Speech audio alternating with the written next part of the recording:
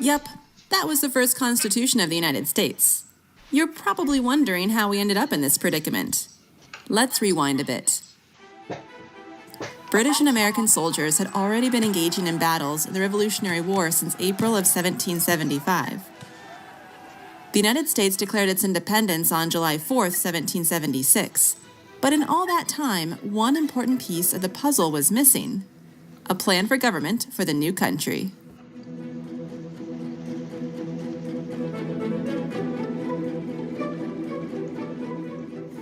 Around the time the Declaration of Independence was signed in July of 1776, the question of setting up a new government was on the forefront of everyone's minds.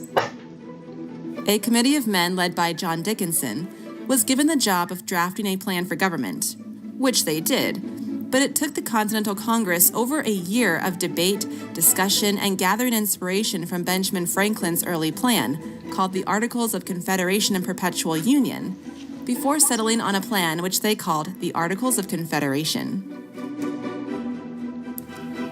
Delegates agreed it wasn't a perfect plan, but Congress adopted it on November 15, 1777. Now it just needed to be approved. Fun fact: approval by all 13 states was needed before it could be ratified, and it would not be an easy or fast process. Delegates from 8 states ratified it on July 9, 1778, but it wasn't until Maryland finally ratified it on March 1, 1781, that the goal was achieved, over 3.5 years after it had been proposed. The 13 states were very nervous about giving power away to a national government. After all, they were breaking away from Great Britain and the King of England, who they on multiple occasions had called a tyrant, and the states weren't keen on giving any major power to a singular ruler ever again. Thus, the Articles of Confederation set up a weak central government with a single branch, Congress, which was mostly responsible for handling relations with other countries and declaring war as needed. States kept most of the power, which made them happy, but ultimately caused a lot of problems for the young country. Before we talk about the bad news, let's start with the good news. In Congress, each state received 1 vote, making every state equal, regardless of how big their populations were. Congress was given some important powers in the Articles of Confederation. They could manage relations with other countries and Native American tribes, issue money, borrow money, establish the post office, and maintain the armed forces. Now for the bad news. In creating a weak national government, the states had assured a tyrant couldn't rise to power, but that limited power came with other problems. First, agreeing to new laws required agreement by 9 of the 13 states, and approval of changes to the Articles of Confederation itself required agreement by all 13 states. Remember how long it took to approve the document in the first place? Yeah, agreement between the states didn't magically get easier after they won their independence from Great Britain. Additionally, Congress had no power to enforce laws or collect taxes. Yep, let that sink in. States had the power to enforce laws passed by the national government, or not. The national government was too weak to force states to carry out their laws. They could only ask nicely. Likewise, because Congress had no power to collect taxes, the national government didn't have a lot of money, which was a problem because the nation was in debt. The government could ask states for money, but the states were in debt too.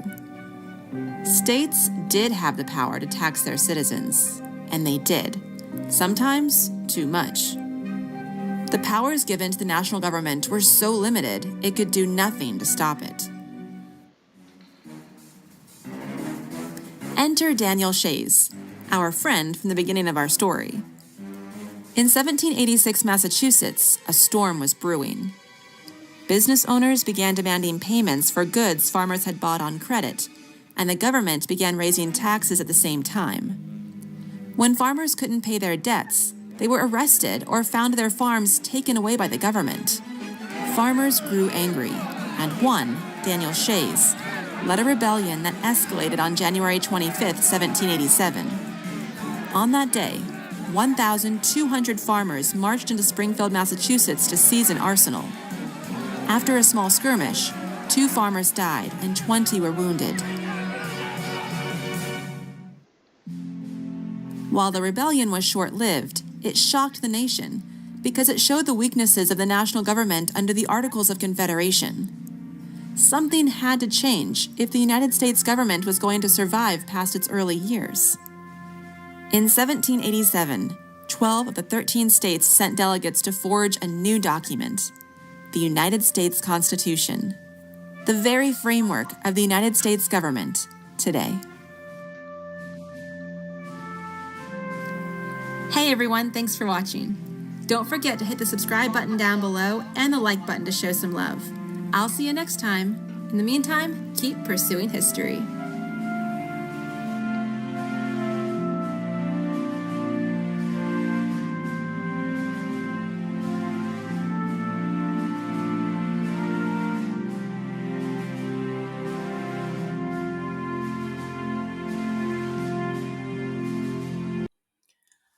Today we want to talk about Constitution, and after watching this video, let's ask ourselves a few questions.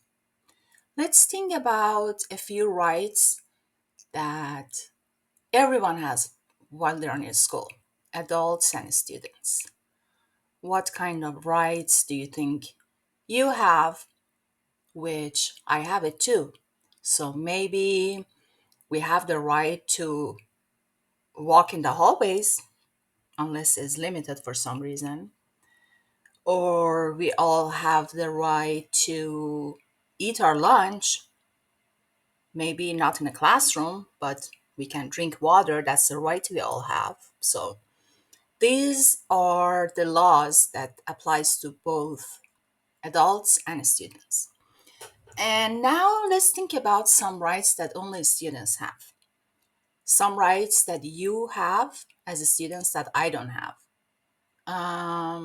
Maybe you have the right to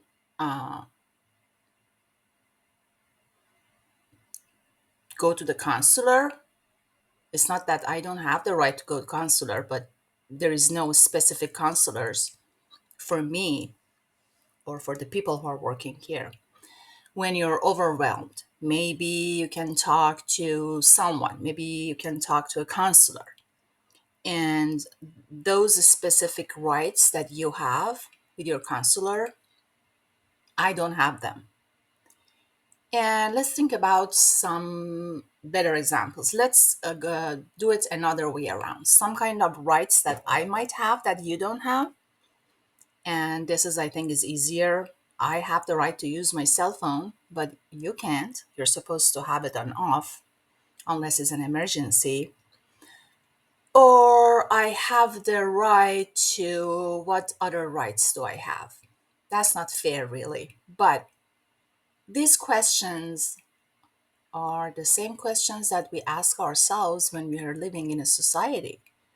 What kind of rights everyone can have that is fair for everyone and it's not hurting someone else? As long as we have a law that is not hurting someone else, I have the right to be free.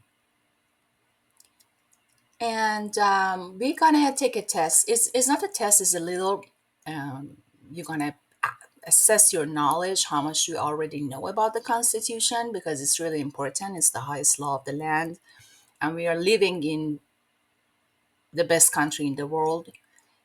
You have the freedom, and it's all because of the Constitution. So I think it's important to know how much we already know. And after today, when we are learning, we have a lot of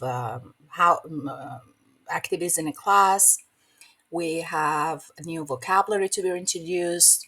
There are some fun other activities online and in person with your groups and the people at your table that we're going to work on. And we can assess our knowledge after the session at the end of the class and see how much we learned. Okay, let's take this test.